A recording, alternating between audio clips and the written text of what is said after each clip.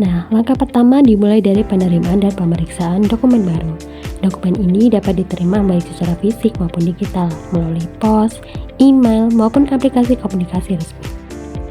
Selanjutnya, kita melakukan identifikasi jenis dokumen dan mencatat nama pengirim, dan membaginya dengan apakah surat ini termasuk surat masuk atau surat keluar.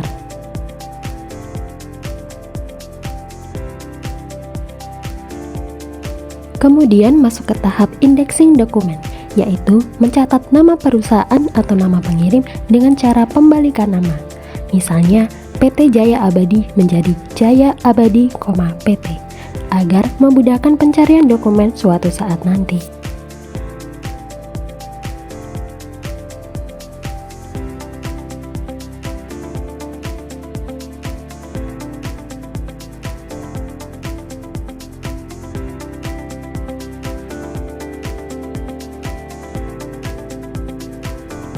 Dokumen yang sudah dilakukan indexing lalu diklasifikasikan berdasarkan huruf awal nama perusahaan atau nama pengirim.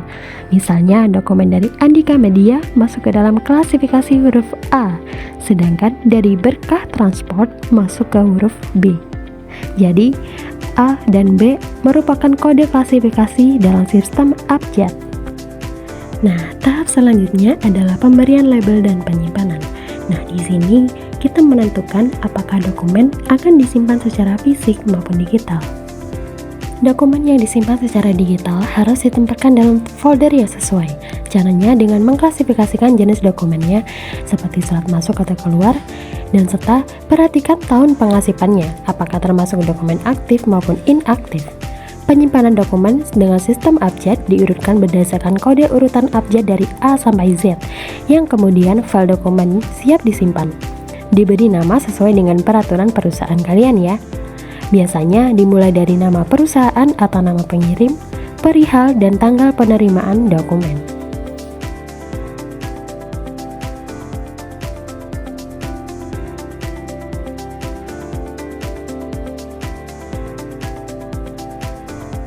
Untuk penyimpanan dokumen fisik dilakukan dengan menyimpan file ke dalam hanging map yang kemudian akan disimpan ke dalam filing kabinet. Lalu, kartu indeks yang digunakan untuk memberi informasi dokumen juga disimpan ke dalam laci khusus kartu indeks.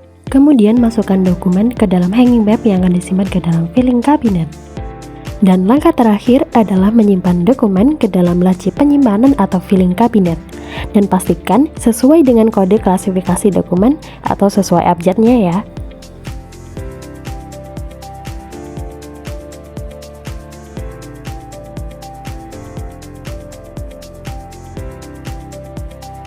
Setelah menyimpan dokumen, lakukan entry metadata dokumen ke dalam log atau database. Biasanya perusahaan menggunakan aplikasi khusus kearsipan atau Excel dalam mencatat informasi surat. Nah, jika ada klien atau atasan yang menginginkan atau mencari kembali dokumen tertentu, kita bisa menggunakan fitur pencarian dalam aplikasi khusus kearsipan maupun dalam Excel, berdasarkan nama perusahaan atau jenis dokumen yang dicari. Nah, fitur ini sangat membantu dalam mengefisiensi waktu dalam proses pencarian dokumen yang cepat. Dan dalam sistem abjad, kita tinggal mengisi huruf atau kode dokumen yang ingin kita cari, dan dalam hitungan sekian saja, sudah bisa muncul dokumen yang kita cari tanpa memerlukan waktu yang banyak.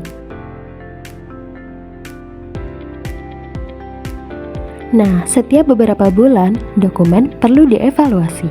Artinya, jika masa simpan dokumen sudah lebih dari 2 tahun, dokumen dapat dipindahkan ke dalam arsip inaktif.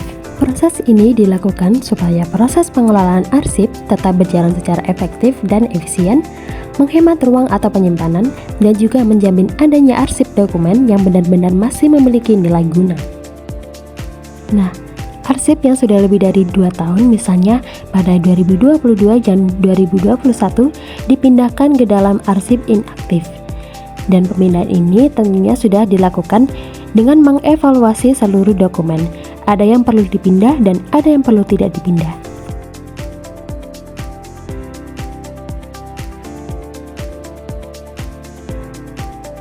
Dalam penataan arsip fisik dokumen yang sudah inaktif, harus dilakukan secara baik dan terstruktur rapi. Hal ini dilakukan agar memudahkan saat pencarian dokumen dan juga memudahkan aksesibilitas dokumen. Selain itu, dengan menata dokumen dengan rapi, dokumen tidak akan mudah hilang maupun rusak.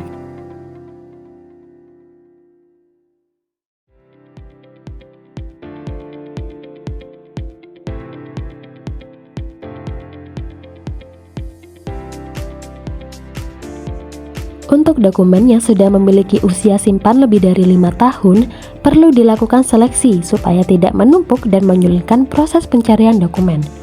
Proses seleksi dokumen dapat dilakukan dengan cara memusnahkan dokumen yang sudah tidak memiliki nilai simpan atau dengan memindahkan ke dalam folder digital secara permanen. Proses ini harus dilakukan secara teliti agar tidak ada misklasifikasi yang mengakibatkan dokumen tidak ada atau hilang pada saat dibutuhkan.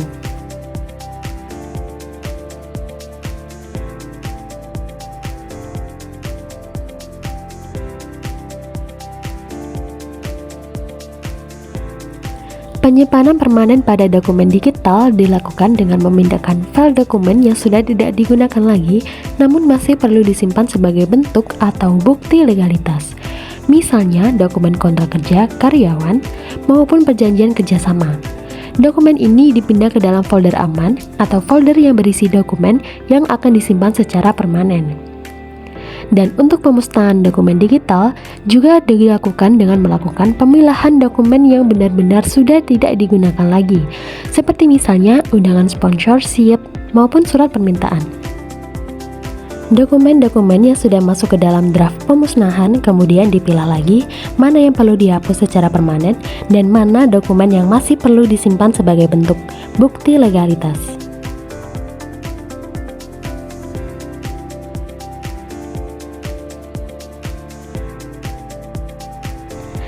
Setelah dipilah, dokumen-dokumen ini kemudian dihapus secara permanen dan tidak bisa dipulihkan kembali. Dan langkah yang terakhir adalah dokumen fisik yang sudah tidak digunakan lagi atau tidak memiliki nilai simpan harus dihancurkan dan dimusnahkan agar informasi yang di dalamnya tidak disalahgunakan. Dokumen dihancurkan dengan alat penghancur seperti shredder. Demikian penjelasan mengenai alur pengelolaan dokumen fisik dan digital. Jika ada kurang lebihnya, saya mohon maaf ya. Terima kasih sudah menonton.